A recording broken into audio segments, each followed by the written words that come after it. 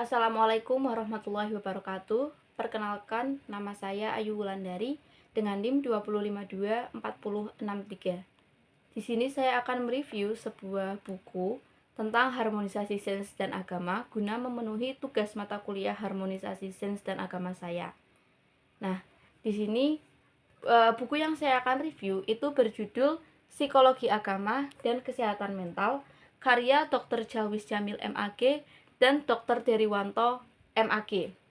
Nah, jadi pada buku ini, maaf, jadi buku ini merupakan karya akademik yang secara komprehensif itu mengulas pertautan esensial antara psikologi agama dan kesehatan mental, yang mana menegaskan bahwa spiritualitas adalah komponen integral dari jiwa yang sehat. Jadi bukan hanya variabel pelengkap saja. Nah, pada bagian pertama, bagian 1 pada buku ini, fondasi teoritis dan konseptual. Bagian ini membangun kerangka berpikir untuk mengkaji agama dalam lensa psikologi. Lalu pada bab 1, orientasi dan definisi disiplin ilmu, pada buku ini, itu membahas perkembangan historis psikologi agama dari kajian filosofi klasik hingga pengakuan ilmiah modern, mengutip tokoh kunci seperti William James dan Gordon Allport yang mana menetapkan terminologi kunci, mendefinisikan psikologi agama sebagai fokus pada pengalaman, emosi, dan perilaku individual yang dipengaruhi keyakinan transenden. Perbedaan antara religiusitas intrinsik atau dihayati dan ekstrinsik dimanfaatkan itu juga dijelaskan dalam buku ini.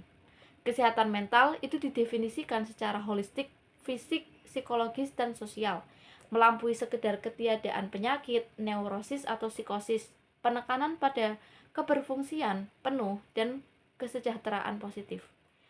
Epistemologi integrasi diangkat sebagai premis utama dalam buku ini. Spiritualitas adalah komponen struktural dalam arsitektur jiwa yang sehat. Pada bab 2 di buku ini, perspektif teoritis dalam psikologi agama. Itu meninjau teori-teori besar psikologi dalam memandang agama, pandangan psikodinamika, Freud yang mengkritik agama sebagai ilusi versus Jung yang melihat agama itu sebagai manifestasi acceptive self dianalisis. Lalu pendekatan humanistik atau Allport dan Maslow digunakan untuk menunjukkan peran agama dalam mencapai aktualisasi diri atau self-actualization dan sebagai motivator transenden tertinggi. Perspektif kognitif atau perilaku dijelaskan untuk menerangkan bagaimana keyakinan agama atau kognisi itu mempengaruhi interpretasi individu terhadap peristiwa yang kemudian membentuk respon emosional dan strategis coping. Pada bagian 2 dalam buku ini, agama itu sebagai sumber daya psikologis, yang mana bagian ini berfokus pada manfaat fungsional agama terhadap keseimbangan jiwa kita sendiri. Lalu pada bab 3 itu fungsi agama dalam pembentukan kepribadian sehat. Nah, dalam bab 3 ini, identitas dan orientasi nilai agama itu memberikan kerangka etika dan normatif yang kuat, membantu individu membangun identitas yang koheren dan mengatasi ambiguitas moral. Lalu regulasi emosi. Pada buku ini regulasi emosi itu dijelaskan bagaimana praktik spiritual atau seperti doa, zikir, meditasi itu memiliki efek menenangkan secara neurologis dan psikologis yang efektif dalam mengurangi reaktivitas emosional dan meningkatkan kesadaran penuh atau mindfulness. Lalu sumber daya harapan dan optimisme yang mana itu keyakinan pada takdir dan kehidupan akhirat. Itu berfungsi sebagai pantalan psikologis atau buffer yang vital mencegah individu jatuh ke dalam keputusasaan serta menghadapi kegagalan dan penderitaan duniawi. Lalu pada bab 4 dari buku ini, coping religius dan kesehatan mental, resiliensi itu sebagai bab kunci. Bab kunci ini menganalisis coping sebagai mekanisme bertahan hidup, dibedakan secara tegas antara coping religius positif yang mana itu mencari makna, tawakal, dan dukungan spiritual yang mendorong pemulihan dan coping religius negatif, yaitu menyalahkan Tuhan, mempertanyakan iman, yang justru memperburuk tekanan psikologis atau distress. Nah, resiliensi spiritual itu dijelaskan sebagai kekuatan batin yang didapat dari iman mendalam, memungkinkan individu itu untuk bangkit kembali dari krisis dan trauma. Lalu dukungan sosial keagamaan itu yang mana peran aktif komunitas dan institusi agama atau majelis taklim, kelompok doa itu disoroti sebagai sistem dukungan sosial terorganisir dan krusial dalam mencegah dan pemulihan. Lalu pada bagian 3, aplikasi dan implikasi. Bagian ini membahas sisi praktis dan potensi masalah yang muncul dari pemahaman agama yang keliru. Pada bab kelima pada buku ini, patologi dan religious strain itu membahas fenomena neurosis religius di mana penghayatan agama yang kaku, obsesif, dan berlebihan itu akan menciptakan rasa bersalah yang kronis dan kecemasan akan hukuman ilahi, alih-alih sebagai kedamaian. Menganalisis fanatisme dan ekstremisme sebagai produk dari pemahaman agama yang sempit yang berkarakter pada ketidaksehatan mental kolektif itu memicu intoleransi.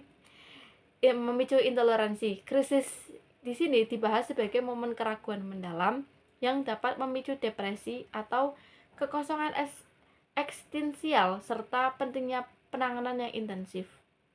Nah, lalu intervensi dan konseling religius integratif itu merupakan bab 6 pada buku ini, yang mana model konseling integratif itu menjelaskan perlunya model terapi yang menggabungkan teknik psikologi konvensional, misalnya seperti CBT dengan sumber dan daya spiritual klien.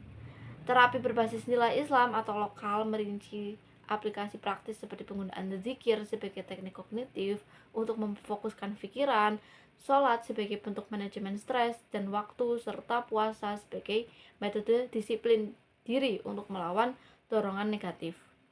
Pada etika konseling itu menekankan perlunya kompetensi spiritual dan kultural bagi terapis agar memfasilitasi spiritualitas yang sehat tanpa memaksa keyakinan pribadi. Lalu implikasi akademis dan masa depan pada bagian buku ini, pada bab 7 itu studi kasus dan penelitian terkini, yang mana itu memberikan dasar empiris melalui hasil penelitian ilmiah yang mendukung korelasi positif antara religiusitas, misalnya itu tingkat depresi yang lebih rendah atau resiliensi yang lebih tinggi pada individu yang sangat religius. Nah, lalu menyajikan studi kasus klinik yang mana itu nyata atau realistis yang mengilustrasikan keberhasilan intervensi berbasis spiritual dalam mengatasi masalah seperti kecanduan, kesedihan, dan kecemasan.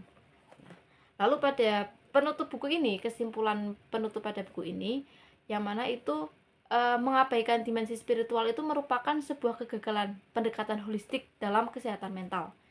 Pada buku ini berfungsi sebagai seruan bagi institusi akademik dan praktisi kesehatan untuk mengakui psikologi agama sebagai jembatan penting menuju well-being yang autentik, yang mempersiapkan individu itu tidak hanya berfungsi secara efektif di dunia, melainkan juga untuk mencapai ketenangan, sebuah ketenangan batin yang abadi. Nah, jadi buku psikologi agama dan kesehatan mental ini sangat relevan karena ini benar-benar sangat sangat bermanfaat untuk mengetahui keadaan yang dialami oleh manusia itu sendiri. Nah, maka itu diperlukan yang namanya itu ilmu psikologi agama, ilmu psikologi yang mempelajari ilmu jiwa atau ilmu tentang ketenangan jiwa manusia, yang mana itu perilaku atau tabiat manusia itu sendiri. Nah, jadi sepertinya itu saja review buku psikologi agama dan kesehatan mental dari saya. Kurang lebihnya mohon maaf apabila ada salah kata atau kurangnya review dari buku ini. Terima kasih. Wassalamualaikum warahmatullahi wabarakatuh.